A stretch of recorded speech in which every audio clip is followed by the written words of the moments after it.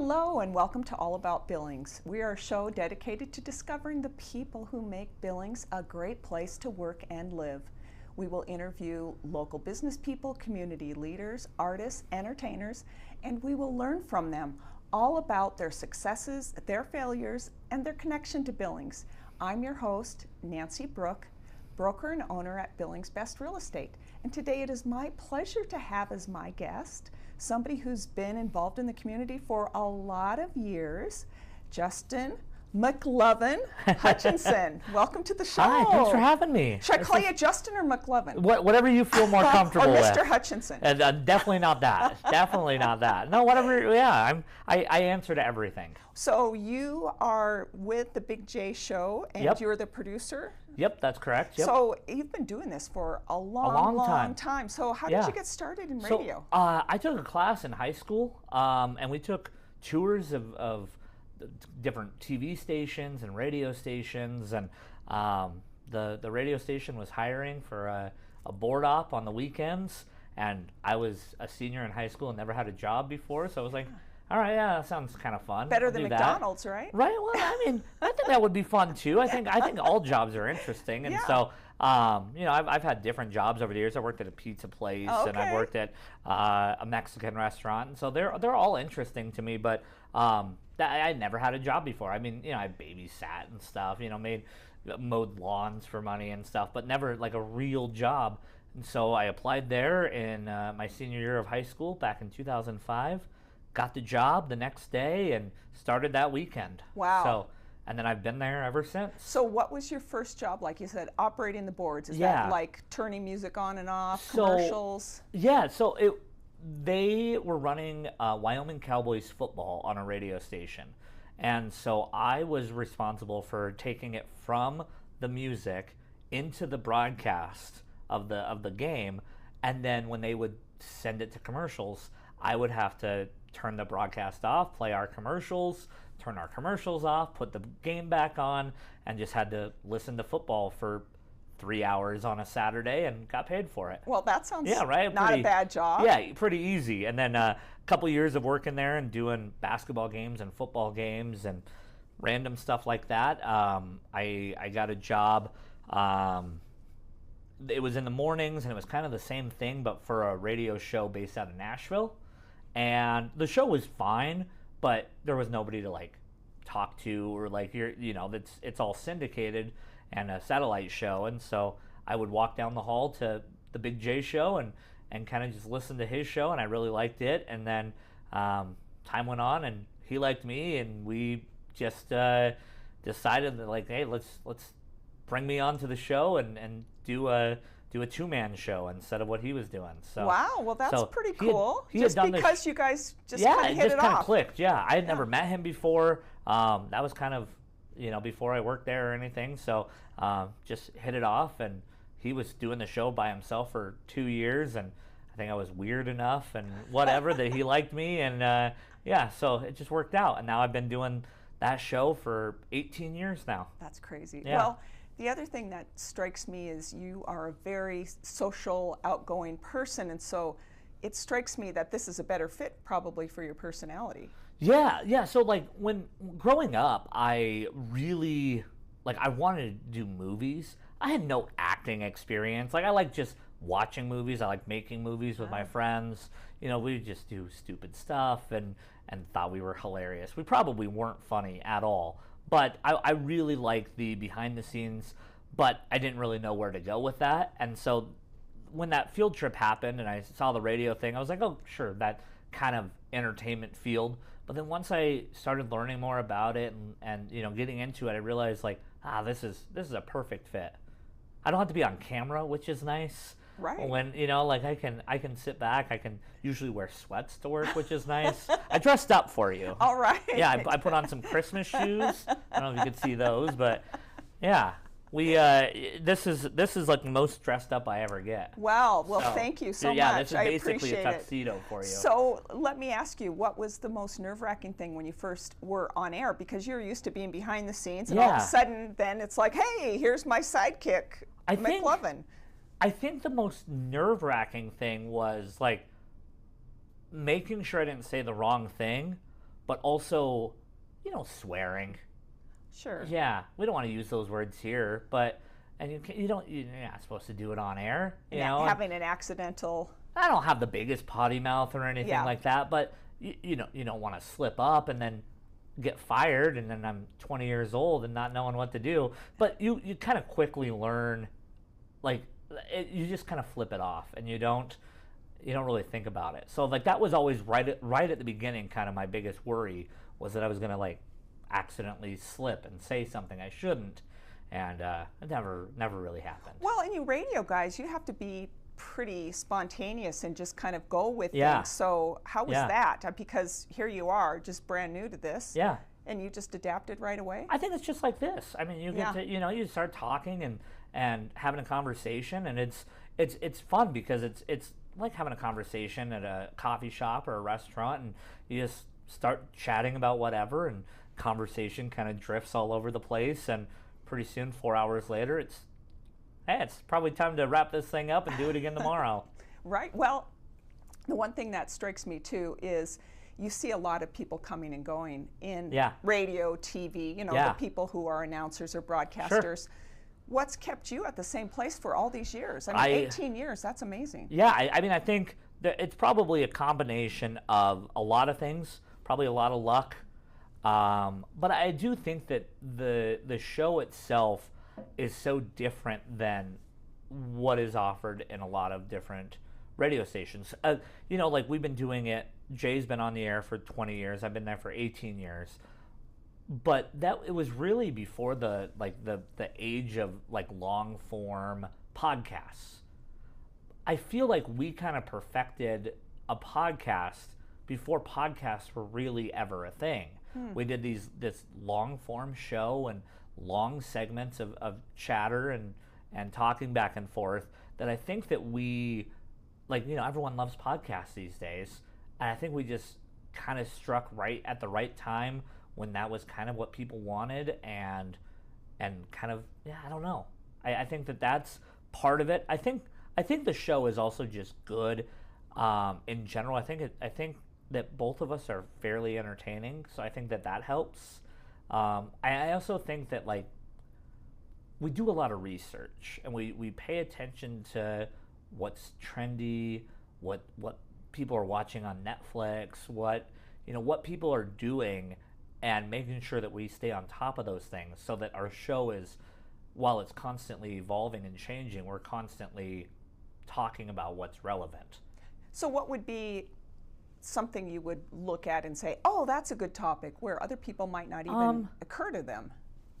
I think that what's so interesting to me is I don't think it matters what the topic is, as long as it's engaging, as long as it's something that you're passionate about. If you're passionate about something, you can make anybody else really passionate about what you're saying. If you're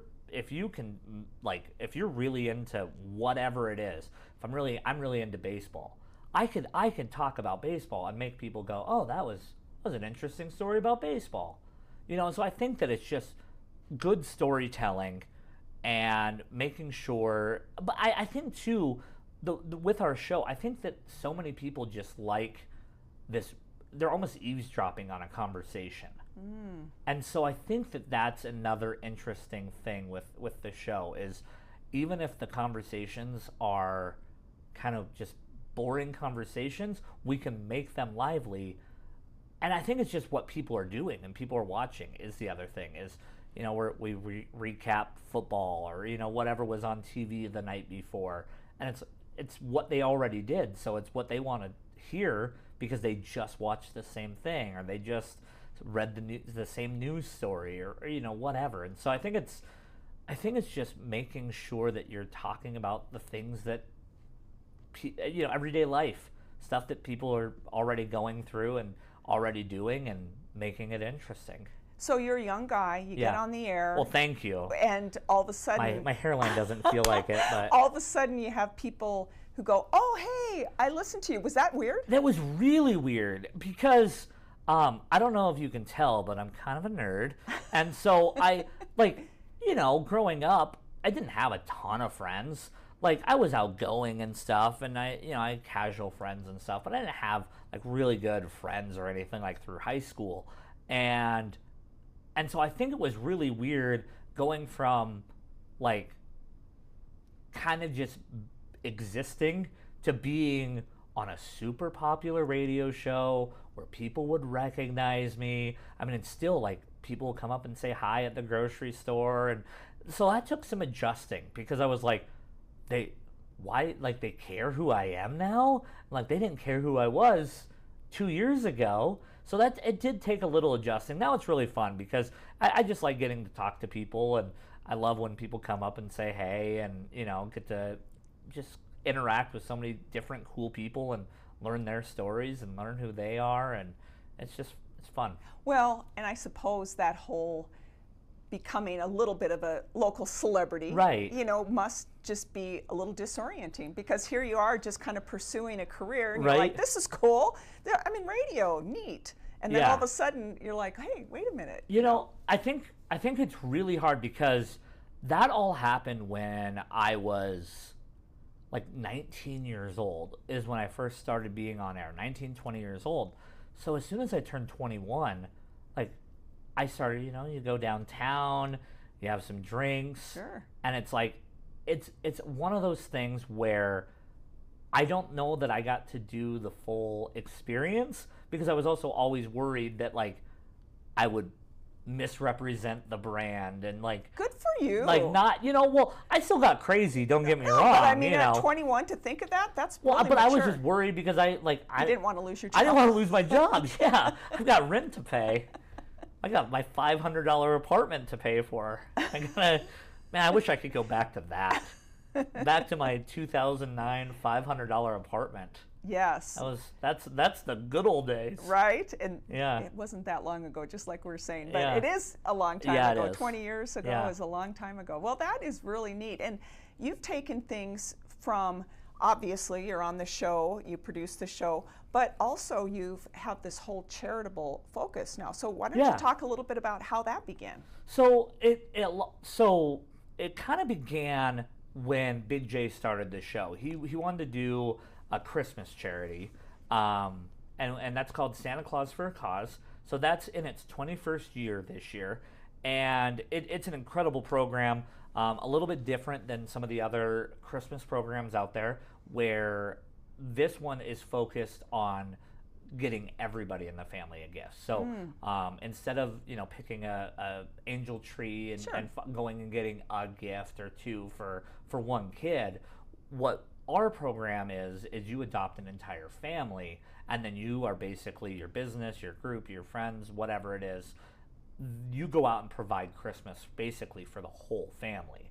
So it's a little bit different in that way, and I think it's really fun because every year we get to hear that, like, from parents, like, oh, I didn't realize there was stuff in here for me as well. And it's like, yeah, it's like we just want to take care of everybody, make everybody feel special, especially at Christmas. I love Christmas. I don't know about you, but Christmas, it's my favorite holiday.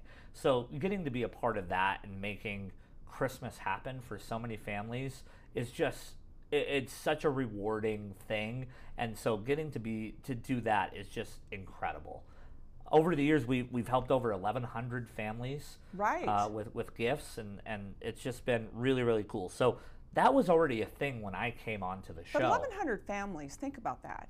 Yeah, like that's a huge amount it's of a people huge that amount you've of touched people in the community. Yeah, I mean, when you break down kind of how many dollars and stuff throughout, each family gets and stuff, it's you start tallying up how much financial impact that has had in the community, and it's such a big number, and it's not lost on me because I feel like a lot of times I get a lot more credit than I deserve, and I really don't like the spotlight, literally. I mean, it's blinding, but also like I really like to be a kind of a behind the scenes kind of guy, which is interesting with the job and everything, but I just like being able to help people.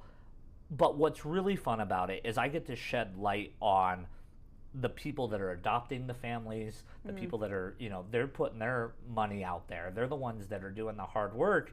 And, I will adopt a family, each year as well. So I know exactly how hard that is. And so I really enjoy getting to highlight the people that are a part of the charity, because I feel like I do the least important job in the entire thing. And so it's really fun for me to get to highlight the people doing some amazing things. Well, and you're connecting resources with people who maybe are just not have enough to make it like the most amazing Christmas ever. Yeah. So how do you find the families, and how do you find the people who contribute to the families? So it's really cool because we have a 4-hour a morning radio show. So it's a really easy to find the people that want to adopt the families, because you can just say on the radio, hey, we need to adopt these families out, and people jump into action. So I do think that it's really easy to market the program when you have that airtime. But it's also the program to find the families. We open up nominations at the beginning of November, and we ask people to submit their neighbors, their family, their friends, somebody, a coworker that they know is a little down on their luck. Maybe they've had, just bad luck with finances, bad luck with, a car and losing a job, or, whatever, death in the family. Maybe somebody in the family got sick and they've got a bunch of surgeries, and, it's not always, it's not people trying to milk the system or anything. It's just people having a rough go and need a little brightness in their life. And so it's really cool thing to get to do that for them. And so that's we open up adoptions on our website, and we get hundreds of nominations. And the hardest part of the entire thing is in sorting through all the nominations. Right. And like this year we accepted a quarter of them. So to turn away 75% of our applications, it's a very hard thing, because if it was up to me, I would say yes to every single one of them.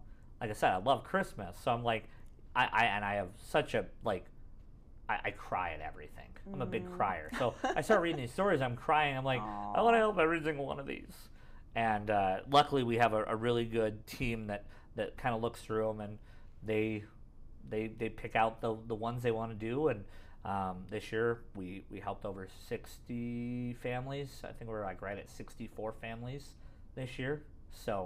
And so people who listen to the show, you mentioned businesses get together and contribute. Families. Are there other entities that do it year in and year out? We have some frequent flyers that have been with us for a long time. So we have some businesses that have been with us for a while, but some of my favorite ones are different teachers that have been doing it. We have some teachers around the community that they either a key club president that they always get their key club to go out and shop for gifts and donate. There's teachers at different elementary schools that them and their teacher friends, they all want to just do it. And so those are always the fun ones for me, are the teachers for some reason, because I think teachers are incredibly underpaid. If you're listening, you should be paid more. You deserve everything. You are heroes. You work your butts off, and you're so incredible. And so thinking about they put in so much time and energy day after day with these kids, and then still want to go out and make even more of a difference in the world. And so I always love those, and then they keep coming back year after year after year and doing it again and again. So those are always my favorites. Must feel humbling that you can be a conduit between the people who need and the people who are giving. I've always kind of been the organizer. When back in high school, if it was friends wanted to go out and do something, or whatever, it always seemed like they called me and said, hey, what are we doing tonight? And it was with my youth group or anything, it was hey, it's a Friday night, what are we doing tonight? I'm like, let's go bowling. And then I have to call everybody and say, hey, we're all going bowling tonight. So I've always felt like the organizer and the glue that kind of holds it all together. And so I guess it's just kind of a continuation of that. But a little bit different. Well, and you took the charitable contributions to a whole new level not too long ago, and now Yeah. you have a broader program. Right, and so the Santa Claus for a Cause kind of started as just like a side thing on the radio. We had some people that wanted to donate, some corporate bigger donors and stuff, but they couldn't donate because it wasn't a actual nonprofit. It wasn't an actual charity, and so we kind of just we were the facilitators. You know, we found the people that needed help. We found people that could help. They brought the gifts. We told them, hey, come pick up your gifts, and it was done. And we didn't have to touch any finances or anything like that. And so we were always kind of looked at, like, you know, should we make it a little more official so that we can, you know, get more people to help out, and then we can grow this thing. So what happened, though, what really kind of birthed the actual nonprofit itself was when Red Lodge had their big floods, we jumped into action immediately there. And people immediately wanted to help. You know, when you have your neighbors in your backyard are struggling, you know, you want to jump into action and help them. And so we put out there, hey, if you want to donate, here's my Venmo. You can donate and send money to me, and I will go to the store and get pallets of water. I'll make the connections. We'll get them delivered up there. And after it was all said and done, $22,000 came through my personal Venmo. And that's when I realized, like, yeah, I don't want Uncle Sam coming knocking on my door going, you made $22,000 more. So quickly over the next couple years, officially formed a charity and made sure that wasn't going to happen again. So wow, yeah. Well, that must have been a little bit involved to have to do all the things to create a nonprofit. Yeah, luckily I have an amazing wife who put in the work. She was the one that did all the research on it. She was the one that was more concerned about the IRS coming knocking on the door than I was, because I was kind of like, hopefully I can charm them and let them know, like, no, I'm just an idiot trying to raise some money. And so she put in a lot of work and made it all happen and filed all the right paperwork and the business licenses and all of that kind of stuff. So she's the MVP for sure. Well, that is amazing, but you've also done other things besides Santa Claus with a Cause. So, and I read on your website that you've contributed how many books? Like almost Hundreds 2,000? of thousands, yeah. 2,000? 200,000. 200,000 Yeah. books, wow. Yeah, so so Santa Claus for a Cause, like I said, was the original charity, was the original kind of creation of the charitable arm of the radio show, and that was 21 years ago, or 20 years ago. This is the 21st year of the program. A few years ago, I had a teacher friend on Facebook post that they wanted to buy a book every single month for their classroom, for each student in their classroom. So they needed to raise 20 students worth of money, and I think it was $18. So each kid kind of got a $2 book each month of the school year, and I said, that's really cool. I'll sponsor a kid. My wife will sponsor a kid, so we'll take care of two of your students in your class. And then I said, I wonder what this would look like to do it for the entire school, because I think it's such a great idea. And it's not a unique idea. I've seen it. A lot of teachers had done it. A lot of their teacher friends have probably done it nationwide and trying to help their individual classrooms. And I wanted to take it bigger because I thought it was such a cool idea. And so I sat down with their principal and that teacher and tried to figure out, what do we need to do? What do we need to raise? How many students are there? And so the following year, it was, all right, let's raise some money. And I think it was $6,000 or something. And in 44 hours, we had raised $7,500 on air to buy books for kids. Wow. And so it just was huge immediately. Yeah. I mean, we were able to fund that school immediately. So the next year, when we went to do the program again, he had switched schools. And so now he's at a different school. Well, I wanted to continue with those same kids because the idea would be that they get new age-appropriate books each month of the school year through their entire elementary education. So I didn't want to abandon those kids after they just got 1 year of books. Studies have shown that students with at least 20 books in their home, even just sitting on a shelf and not being read, that those students have higher test scores than students without books in their home and that they own. And so I didn't want to stop at 9 books per student. I wanted to continue this year after year after year so that they would have their own home library by the end of their elementary education. After 6 years in an elementary school, you'd have over 50 books. You can pass those on to your little siblings. So you hopefully hundreds of books coming through each of these homes with multiple students in them. And so that was the goal. So I was like, okay, well, I got to raise money for the original school, and I still want to continue this with the teacher that started it all. So we raised money, and we had a bunch more donors the following year, and Wow. in about a week or two, we raised just around $20,000, Wow. which was enough So to more fund than 3 double. schools. Wow, yeah. Yeah. So we had 3 schools, then it climbed to 7 the following year, then it climbed to, I think, 14 School District 2 schools and a couple area schools.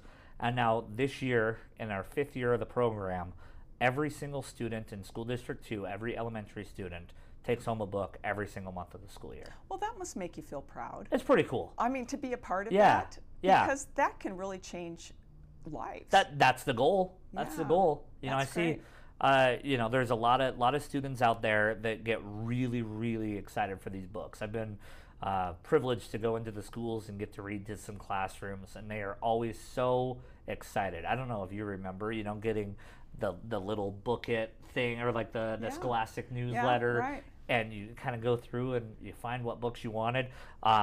Growing up, we weren't well off at all, and there was a lot of times where we couldn't get a book, even like a 99-cent book or Right, anything. right. And it always sucked when they, the books got delivered and You don't get one. the kids sitting next to you got like 3 books on their desk and I got nothing. Right. And so I wanted to make sure that kids didn't feel that way either. That's amazing. And so that every kid goes home with 9 books throughout the course of the year. And so, yeah, when you think about how many students that is, there's like 7,500 students in School District 2 in the elementary schools. So that's 68,000 books. That's great. That go out this year alone. And plus we're in a bunch of other schools too, like Shepherd and Elder Grove Okay. and Columbus and Absaroka and, oh boy, a lot of other schools. Pioneer Elementary, just a bunch of neighboring schools as well outside of the district. So if pretty people awesome. if people want to find out more Yeah. about your charitable organization, where do they go? bigjcares.com. That's BIG, the letter J, CARES.com. Okay, and Yeah. then where do they listen to you if they want some entertainment in the morning? In the mornings, you can just listen every morning starting at 6 a.m. It's supposed to be 6 to 10, but we kind of go till whenever we decide to, because there's not, who's going to tell us to stop, right? So starting at 6 o'clock in the mornings on Hot 101.9. Sounds wonderful. Well, gosh, it has sure been fun meeting you. You Yeah. are just Is our full- time up? Did this just It fly by? is. I know. talked way too much. That is perfect. Yeah. I always love it when I have a guest who's so articulate and fun and funny. Well, I don't know about articulate or funny, but I'm glad I could fill a half hour for you. Well, thank you so much, and everybody, thank you for joining All About Billings, and we hope to see you next time.